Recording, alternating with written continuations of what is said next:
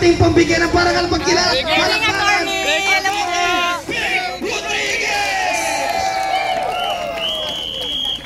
Yes, yan po. Si Atty. Vic, nakikita ko lang dati yan doon sa building ng HQ. At saka Doc, alam mo ba, si Atty. Vic Rodriguez, sobrang sipag. Inagay niya ang lahat para sa bayan. Senador na yan! Kaya ito po, Atty., pag-introduce mo, kapitbahay mo pala si Atty. Ano po? Actually po, kayo. si Cap Vic po, si Atty. Vic po, ang noon po, anong panahon niya, siya po ang pinakabatang barangay kapitan sa buong Quezon City. Wow! Ayan po, sa barangay secretary. Kaya proud po ako na magkabarangay po kami. Ni Atty. Vic. Ay, palakpakan po natin ang susunod na senador ng Republika ng Pilipinas, Atty. Vic Rodriguez. Magandang gabi ho sa inyong lahat.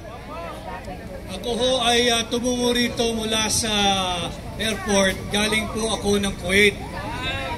At hinarap po natin doon yung ating mga kababayang overseas Filipino workers at migrants. At linunsad po nating formal ang hakbang ng Maisog International Kuwait Chapter. Nagkaroon po kami ng consultation. Ginanap po yung ating event doon nung nakaraang Friday. At bago ho nagsimula yung programa, ay nanonood po sila nung ginagawang mga press conference at press briefing ni Vice President Inday Sara Duterte. At ang dami po sa kanila ay umiiyak habang nagsasalita si Pangalawang Pangulo Inday Sara Duterte.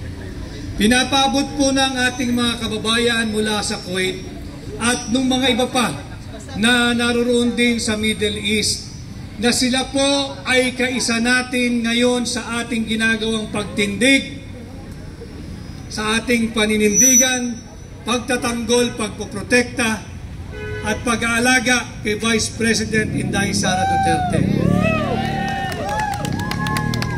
Kaisa rin po natin sila sa pagkondina ng maraming pag-aabuso ng administrasyon ni Bongbong Marcos. Kaisa rin po natin sila at milyong-milyong Pilipino sa labas ng ating bansa sa pagkondina sa maraming pagmamalabis, pag-aabuso at korupsyon na nagmumula sa House of Representatives sa pamumuno ni Martin Romualdez. Kaisa rin po natin sila sa pagpapakita ng suporta kay Atty. Zuleika Lopez na ikinulong dahil lamang hindi nagustuhan ng isang convicted na mambabatas ang naging tugon ng kanilang resource person. Dito lamang sa nagaganap na 19th Congress na mga pagdinig, makakakita ka kapag hindi nila gusto ang sagot ng kanilang bisita sapagkat inimbitahan nila, mauuwi sa kulungan yung taong inanyayahan, inimbita at kanilang tinaguriang resource person. Wala ng katarungan, wala ng paggalang, wala ng respeto sa ating saligang batas. Huwag po tayong papayag. Alam mo ninyo, nakakalungkot na yung isang convicted na mambabatas ang merong lakas ng loob magpakulong sa isang resource person. Nakalimutan na ho ng Kongreso ang daming pulis dito. Nakalimutan na ho ng Kongreso na hindi nila trabaho gumawa ng isang criminal investigation. Hindi sila law enforcement body. Hindi sila tulad ng PNP. Hindi sila katulad ng Station Investigation Division. At lalong hindi sila katulad ng National Bureau of Investigation. Ang trabaho ng mambabatas ay gumawa ng batas. Hindi maghanap ng butas sa tugon ng kanilang mga inimbitahan. Nakalimutan na rin ng mga mambabatas na bukod sa sila ay hindi mga alagad ng batas, Hindi rin po sila mga piskal. Hindi po sila prosecutor's office.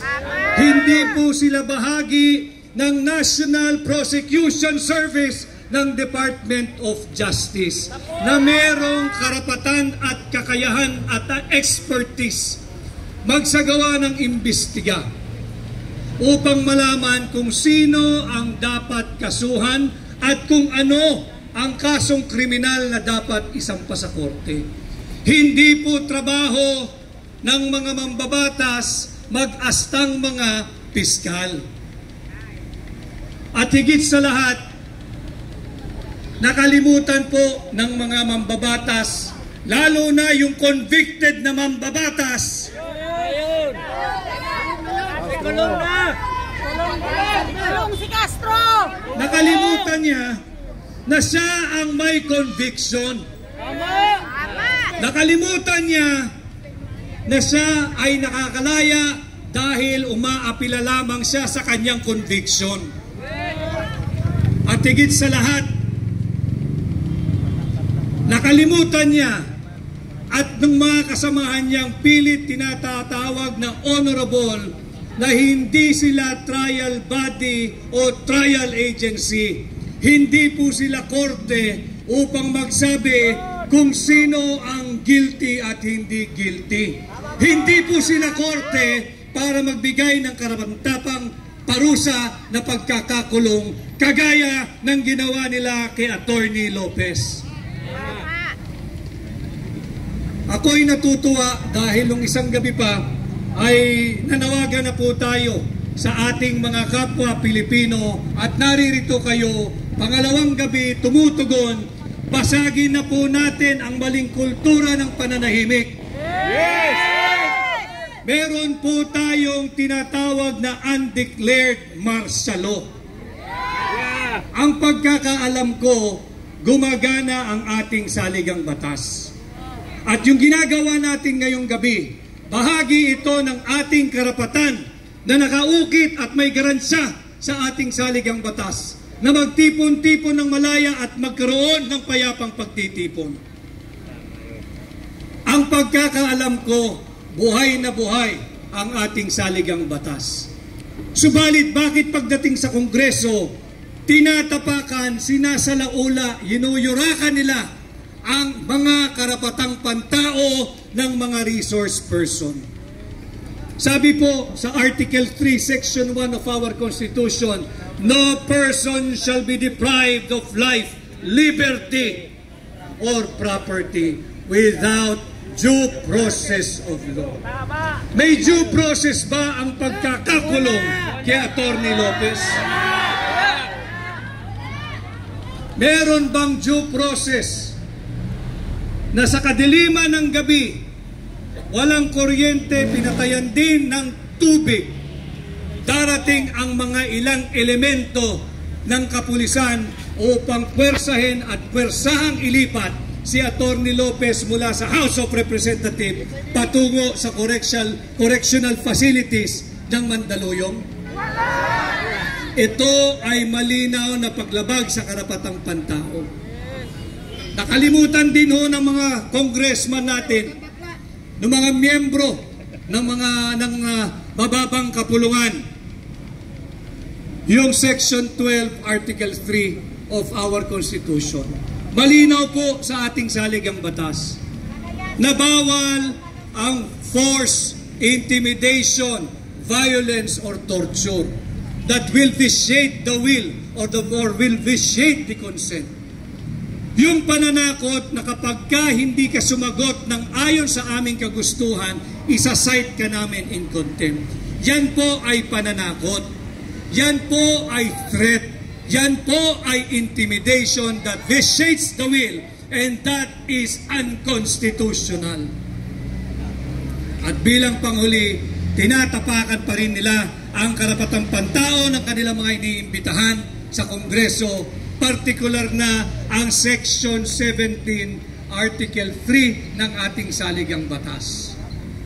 Hindi po maaaring pwersahin ni naman ang kahit na sino na tumestigo laban sa kanyang sarili o laban sa kanyang sariling interes.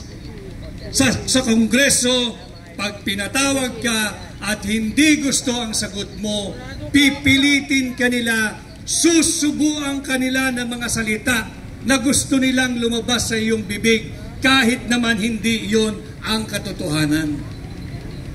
Kaya tayo ay patuloy na magsama-sama, manindigan at sumigaw ng sama-sama. Tigilan na natin yung maling uri ng ating pananahimik. Tanggalin na po natin yung maling kultura ng pananahimik. Meron po tayong tinatawag na undeclared martial law. Nagaganap na po yan. Kung ano-anong iniimbestigahan, sinasabi ay in aid of legislation. Kasinungalingan. Ang investigasyon nila ay in aid of political persecution. Wala na silang gawin araw-araw kundi siraan ang pagkatao ni dating Pangulong Rodrigo Roa Duterte. Masama ba pag ika'y Pangulo, pangalagaan mo ang seguridad ng iyong bansa? Masama ba na kapag ikaw ay Pangulo, habulin mo ang mga drug lord? Masama ba pag ika'y Pangulo, maglungsad ka ng war on drugs? Hindi! Bakit nila sinisiraan patuloy si Pangulong Duterte? Ang tanging kasalanan ni Pangulong Duterte, dahil hanggang sa ngayon, mahal na mahal ninyo, mahal na mahal ng Pilipino, mahal na mahal ng mga sundalo, at mahal na mahal ng mga pulis, si Pangulong Rodrigo Duterte.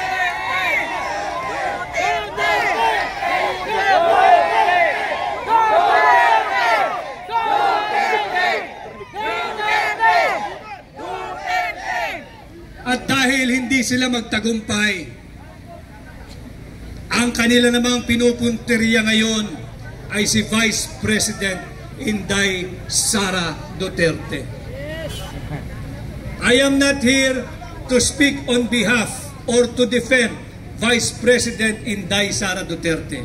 Nakita nating lahat ang kanyang tapang, isang tunay na maisog. Babaeng tao pero marunong lumaban. Hindi kinahihinaan ang loob at patuloy pang tumatapang. Subalit ito'y dapat malaman ninyo. Ang puntirya nilang susunod ay si Vice President Inday Sara Duterte. Gagawin nila lahat para i-impeach si Vice President Inday Sara Duterte. Ang layunin ay palitan siya ni Martin Romualdez. Ang layunin ay panatiliin ang kanilang angkan, ang kanilang pamilya, ang kanilang sarili sa kapangyarihan, sa poder, at patuloy nagahasain ang kaban ng ating bansa. Papayag ba kayo dyan? Ito ang kanilang mga tunay na layunin. Kaya kami, ako, ay magkakasama, lumalapit sa inyo. Atin pong protektahan at ipagtanggol si Vice President Inday Sara Duterte. Sapagkat si Inday Sara Duterte, siya lamang po ang sumisimbolo, kumakatawan at sumasagisag sa 32 million Filipinos na bumoto sa kanya. Nagkataon lamang na ang binoto ng 32 million Filipinos ay si Inday Sara Duterte. Bakit galit na galit ang administrasyon ni Bongbong Marcos? Dahil kagaya ng kanyang ama, mahal na mahal nating mga Pilipino si Vice President Inday Sara Duterte. Duterte! Duterte! Duterte! Duterte! Duterte! Duterte! Kinakailangan nalalaman ho ninyo, pasalamat ako, napakaraming vloggers dito.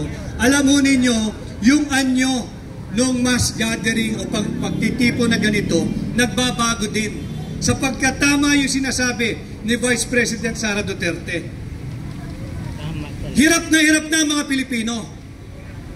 Imbis na ang gawin nila ay magpasa ng batas na gagamot na tutugon sa kagutuman, sa kahirapan at kawalan ng trabaho at kawalan ng pag-asa ng maraming Pilipino, ang ginagawa nila lahat ay political persecution laban kay Pangulong Duterte, kay Vice President Inday Sara Duterte, kay Pulong Duterte at kay Baste Duterte.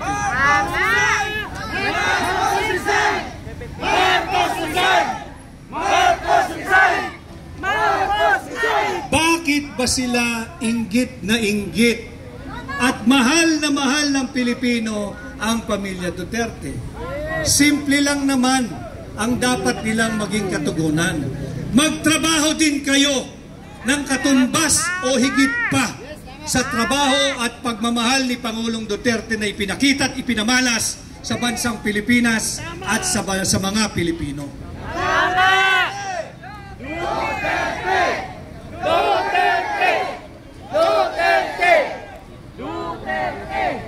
Malaman din po ninyo na ang isa sa mga plano rin nila, yung pamimigay ng ayuda, pera po nyo yan. Pag kayo'y binigyan ng ayuda, kunin ninyo.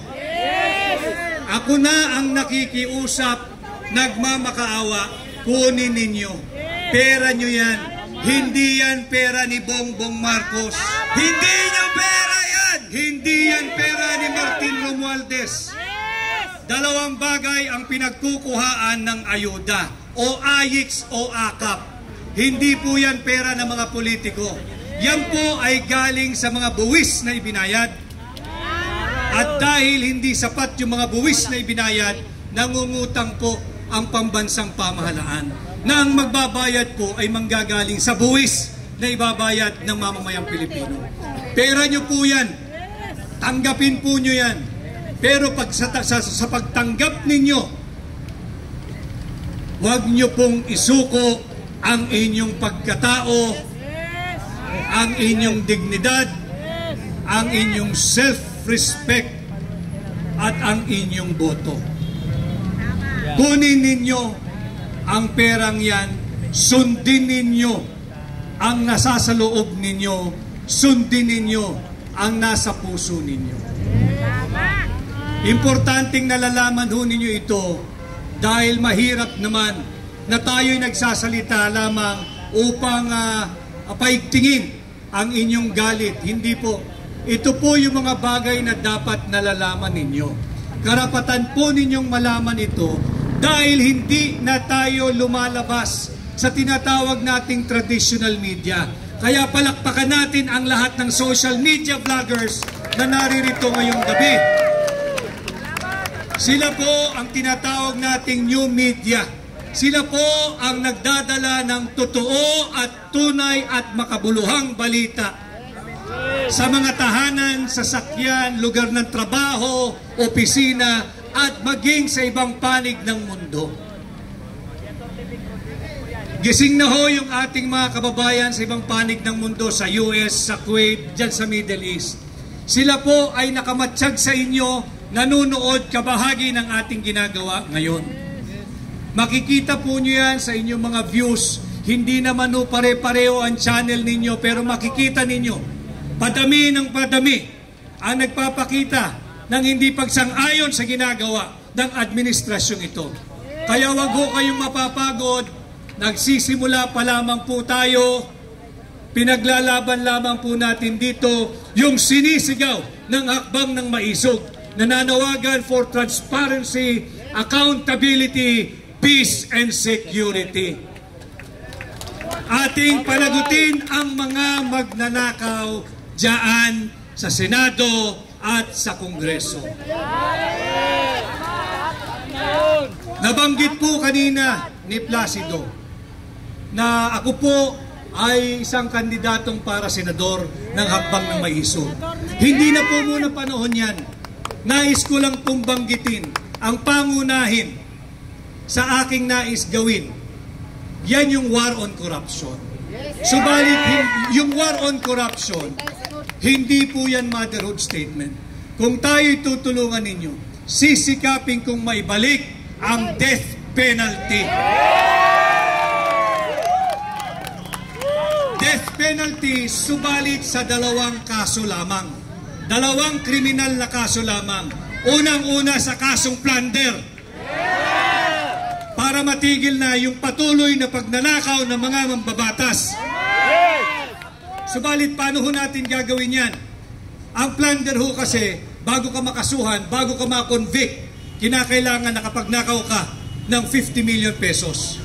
Pag tayo po ay pinalad, ibababa po natin yung halaga ng plunder from 50 million to 5 million pesos.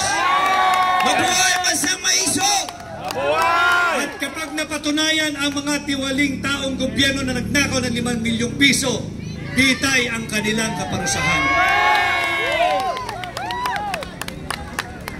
At kasabay ng war on corruption laban sa mga magnanakaw sa gobyerno, ibabalik din po natin ang kaparusahang bitay sa lahat ng mga taong gobyerno, politiko, pulis, sundalo, NBI, kawani ng pamahalaan, national o lokal, nakasabwat, protektor, patong, facilitator ng ipinagbabawal na gamot. Marami ho ang nagsasabi sa akin, Attorney Vic, mahihirapan ka dyan. Kako, bakit? Sino ang kokontra sa panukalang ibalik ang death penalty sa kasong plunder? At sino ang kokontra sa panukala na pababain ang halaga ng plunder mula 50 million to 5 million? Yung mga magnanakaw lang. Kaya alam na ninyo, pag merong kumontra, nakakatiyak kayo, magnanakaw yan. Pag merong kumontra, nakakatiyak kayo, may planong magnakaw yan. Natumbok po, Atty. Vic! At pag merong kumontra, nakakatiyak kayo, hindi siya masayang magnakaw ng 5 milyon lang. Kaya gusto niya 50 million pesos pa rin. Subalit yung perang ninanakaw na yan, ang biktima po niyan ay hindi lamang isang tao, kundi tayong lahat ng mga Pilipino.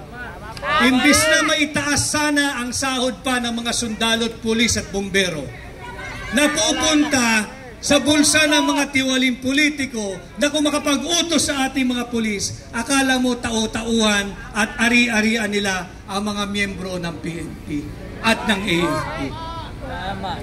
Kaya ito po ang ating nais gawin at hindi rin po matatapos ang gabing ito dahil dito po sa Quezon City, hindi po, yung mga hindi po taga Quezon City at yung mga taga Quezon City po, dahil dito po talaga ako, ito po ang aking lungsod.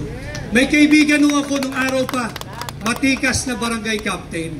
Ang tawag po dito nung araw sa Quezon City, si Mini Tatay Digong. Kasama ko po ito nung araw pa. Astig din po ito. At nagsalita na po yung kagabi. At kagabi pa ho, kahit ako'y nasa Kuwait, kahapon pa ng umaga, nag-ugnayan na po kami dito sa ating ginagawang pagkilos. Palakpakan po natin ang kalaban ng droga at korupsyon, si Konsihal Tatay Rani Ludovica. Yan po ang kinikilala dito na Mini Tatay Digong. At alam din ho niya ang epekto ng droga dahil doon sa kanyang barangay nung araw sa Batasan Hills, talamak po ang droga doon. At sinasabi rin ng mga tao doon, barangay officials, si Konsehal Rani, at pati mga kapulisan, nang dumating ang administrasyon ni Pangulong Rodrigo Duterte, naubos, nagtakbuhan, nawala, at tumigil ang kalakal ng droga. Kaya salamat, Konsehal Rani, at salamat din sa iyong suporta sa ginagawa nating pagkilos dito sa Lungsod Quezon. We love you, Tay! At ganun din ho sa ating mga kasamang kapulisan dito, ating mga police officers, hindi po ninyo kami kalaban. Kami po ay kasama ninyo. Ang aming labang pakiusap, ang pakiusap ko, kilalanin din po ninyo ang karapatan namin na malayang magtipon-tipon at payapang magpahayag ng aming saloobin laban sa pagmamalabis ng administrasyon ni Bongbong Marcos na minsan kong tinulungan.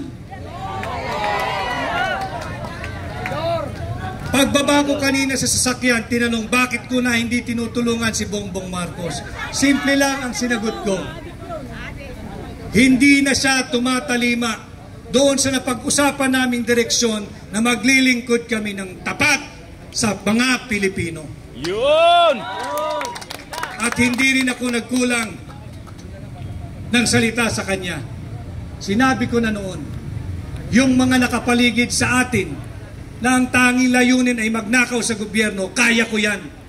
Pero hindi ko kakayanin ang paghuhusga at pagmumura ng mamamayang Pilipino pag hindi natin ginawa ang ating trabaho ng tama. Kaya ako'y naririto kasama ninyo at patuloy tayong magsasama-sama. Muli ho, patuloy nating protektahan, ipagtanggol at bantayan si Vice President Inday Sara Duterte. Maniwala ho kayo mga kababayan, pati yung mga nasa bahay, nasa smartphone, nanganganib po ang buhay niyan. Target po yan. Bantayan po natin si Vice President Inday Sara Duterte at wag po nating hahayaang mananaig ang puwersa ng mga kadiliman sa ating bansa. Patuloy po tayong maging maisog. Magandang gabi at mabuhay ang Pilipinas at mabuhay ang Pilipino at mabuhay ang mga maisog. Mga kababayan, magpupugay sa representasyon ng Bansang Maisog, Attorney Vic Rodriguez! Thank you, Attorney Vic! Thank you so much. Thank you, Attorney. Thank you po. Salamat po, Attorney. Minsan nagmalasakit,